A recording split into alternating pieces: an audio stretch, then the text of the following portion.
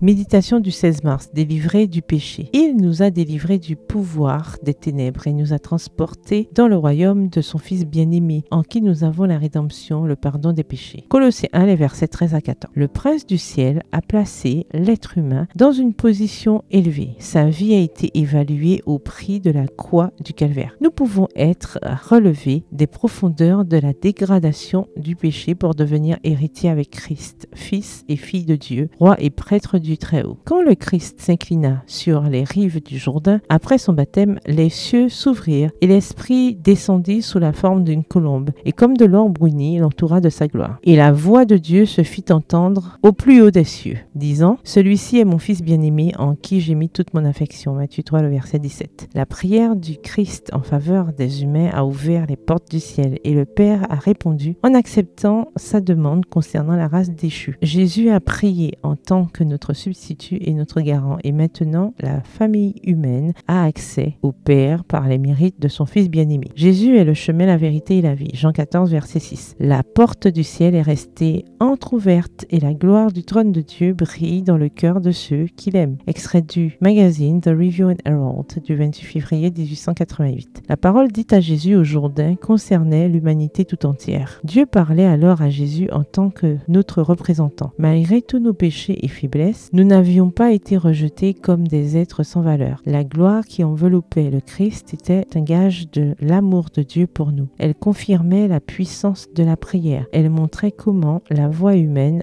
pouvait atteindre l'oreille de Dieu et nos supplications être accueillies dans les parvis célestes. À cause du péché, la terre avait été séparée du ciel. Sa communion lui avait été retirée. Mais Jésus avait rétabli la liaison avec la sphère de la gloire. Son amour avait enveloppé l'homme et atteint les plus hauts cieux. La lumière qui, à travers les portiques célestes, descendait sur la tête du Sauveur, descendrait aussi sur nous si, par la prière, nous demandions le secours nécessaire pour résister à la tentation. La voix qui parlait à Jésus disait à chaque âme croyante « Celui-ci est mon Fils bien-aimé en qui j'ai mis toute mon affection. » Notre Rédempteur a ouvert la voie par laquelle pourront trouver accès auprès du Père les plus grands pécheurs, les plus nécessiteux. Tous peuvent avoir une place dans les demeures que Jésus est allé nous préparer. Extrait du livre Jésus-Christ au chapitre 11, aux pages 90 et 91. Bonne soirée, que l'Éternel vous bénisse.